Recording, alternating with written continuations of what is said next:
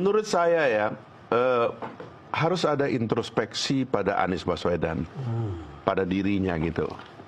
Apa yang membawa dia di titik ini gitu, ya kan? Karena penting juga kita sebagai, ya kita berteman, saya berteman lama sama Anies, tapi kita berbeda pilihan begitu. Dan layak pun saya mengatakan kepada dia, perlu agak introspeksi juga tentang cara membaca situasi. Saya terus terang sebagai...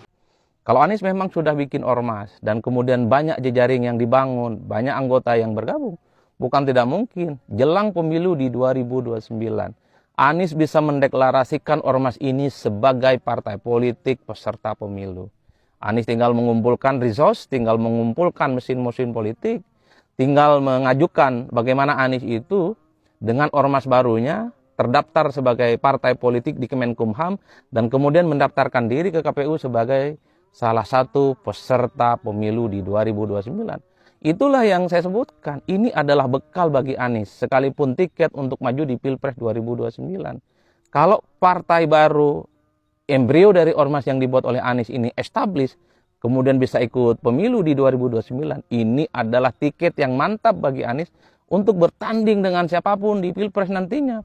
Bisa bertanding melawan Prabowo, bisa bertanding melawan Gibran, bisa bertanding melawan AHY, bisa bertanding mungkin melawan Puan Maharani, atau siapapun nantinya yang bertanding di Pilpres. Artinya, dengan ormas baru ini yang kemudian bertransformasi jadi partai politik, syaratnya bisa ikut pemilu, Anies itu bisa menantang siapapun calon-calon presiden di masa yang akan datang. Karena dengan adanya putusan Mahkamah Konstitusi yang baru, bahwa partai politik yang bisa ikut pemilu, baik dia nggak lolos ke parlemen, atau baru ikut pemilu, atau mereka yang sudah lama lolos ke parlemen, boleh dia mencalonkan diri sebagai calon presiden. Mantap.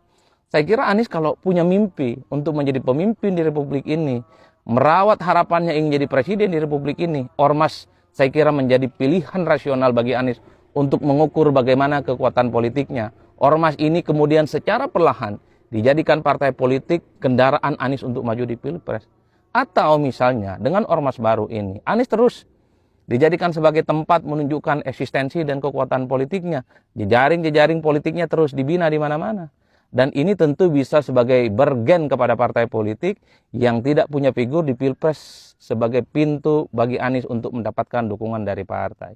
Jadi banyak sekali gunanya sebenarnya kalau Anies itu bikin ormas baru. Ini sebagai potret bagaimana Anies itu tidak berhenti dan tidak melulu dituduh sebagai orang yang sebenarnya hanya numpang keren dan numpang hebat melalui partai politik.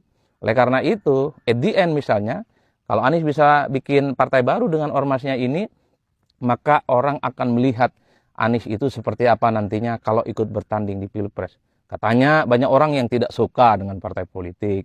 Katanya banyak orang yang sangat alergi dengan partai politik. Bahkan kalau kita membaca survei-survei politik, termasuk survei yang sering kita lakukan di parameter politik, orang yang merasa dekat dengan partai politik tertentu, orang yang merasa menjadi bagian dari partai politik tertentu, itu kurang lebih jumlahnya hanya 20%. Artinya secara umum rakyat kita itu alergi dengan partai, alergi dengan calon-calon yang diusung oleh partai politik. Kalau dengan begini logikanya, itu ada sekitar 80% masyarakat yang tidak terlampau suka dengan partai politik. Ada ceruk pemilih yang saya kira masih besar. Bisa dikapitalisasi oleh Anies sebagai sosok yang betul-betul misalnya dia punya harapan dan kesempatan untuk menang di Pilpres yang akan datang. Inilah yang saya kira, sekalipun misalnya ormas Anies ini baru, menjadi partai politik baru, peserta pemilu di 2009, orang kan tutup mata di Pilpres.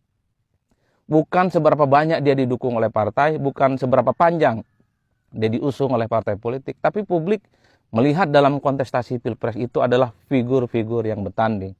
Nggak peduli partainya apa, tidak peduli warna ideologinya apa, tidak peduli bagaimana misalnya rekam jejak terkait dengan pembangunan partainya di masa lalu. Orang hanya melihat bagaimana sang calon yang bertanding nantinya di 2029 adalah mereka yang mampu meyakinkan, punya harapan, dan tentu punya penetrasi dan kaki-kaki politik yang cukup kuat di bawah.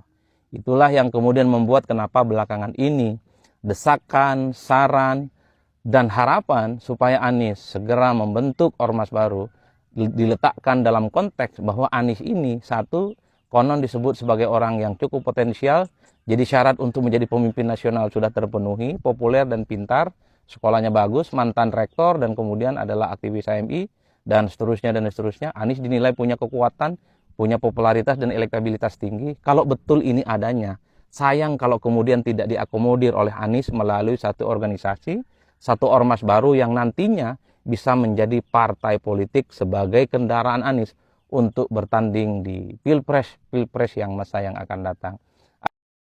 Teman-teman pernah mancing di danau? Ikan di permukaan itu mudah tertangkap, tapi ikan yang di dasar sering lewat tanpa tersentuh pancing, tidak tersentuh jaring. Nah, sistem pajak kita ini juga seperti itu. Mereka yang mudah dilacak di permukaan justru yang paling sering ditarikin. Sementara yang bersembunyi di kedalaman lolos dari jaring. Nah, ini udah saatnya kita mengubah strategi. Jangan hanya memancing di permukaan yang sudah mudah diambil, tapi menyelam lebih dalam. Mengapa yang mudah selalu jadi sasaran? Jadi gini, sistem pajak kita ini memang dirancang untuk mudah melacak mereka yang tertib. Pegawai dengan slip gaji, UMKM dengan pembukuan rapi, pekerja lepas yang rajin laporkan penghasilan. Mereka ini seperti ikan di permukaan, terlihat jelas, mudah dijangkau. Jadi ketika negara butuh tambahan penerimaan, solusinya hampir selalu sama. Menambah beban bagi yang sudah patuh atau menaikkan pajak untuk publik luas seperti PPN atau PBB. Padahal beban ini justru yang paling mencekik kelas menengah ke bawah. Jadi keluhan ini sangat wajar. Tidak heran jika yang patuh justru sering bertanya, sudah tertib kok malah diperas terus. Gaji yang dipotong rutin, belanja yang dikenai PPN, bayar PBB naik. Sementara yang bersembunyi di kedalaman tetap aman-aman saja. Menaikkan PPN atau PBB saat kebocoran masih besar, masih menganga adalah prioritas yang keliru. Yang rugi siapa? Ya rakyat biasa seperti kita-kita semua. Ini sudah saatnya menyelam ke dasar. Nah, di kedalaman ada ikan-ikan besar yang lolos. Mereka yang sengaja menyembunyikan transaksi, memanipulasi faktur, memindahkan keuntungan ke negara lain, itu semua dikerjakan untuk menghindari pajak. Nah, secara global, praktek seperti ini menggerus ratusan miliar dolar penerimaan setiap tahunnya. Lubang sebenarnya itu ada di sana. Bukan di slip gaji, bukan di struk belanja kita-kita semua. Apa yang bisa dilakukan? Ada 3 langkah yang masuk akal.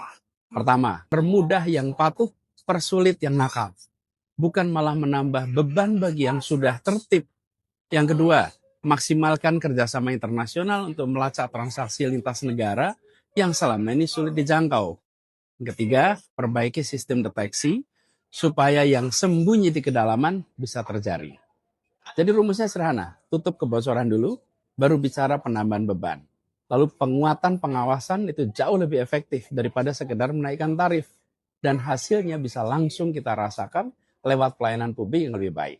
Ketika yang patuh terlindungi dan yang nakal ditertibkan, maka kita bisa mengatakan bahwa pajak kita Halo teman-teman, berjumpa bersama saya di Politik Dangi. Kalau kita melihat bagaimana para pembenci Anies ini ya selalu membuat gaduh teman-teman.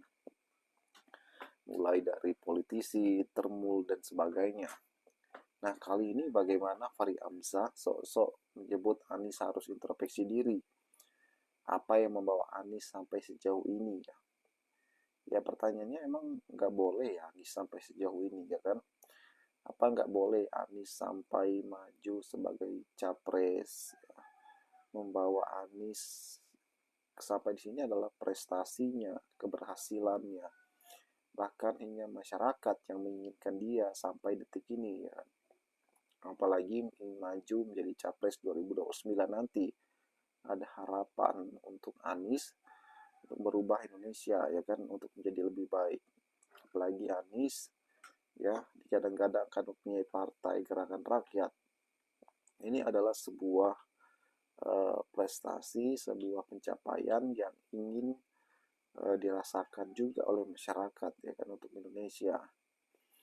Fahri Hamzah ya sangat sulit ya untuk mengikuti jejak Anies karena Anies adalah seorang pemimpin, sedangkan Fahri Hamzah adalah seorang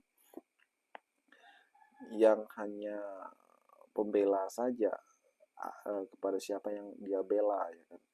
Berbeda dengan Anies Baswedan, tokoh publik yang benar-benar mengutamakan kepentingan rakyat. Ya.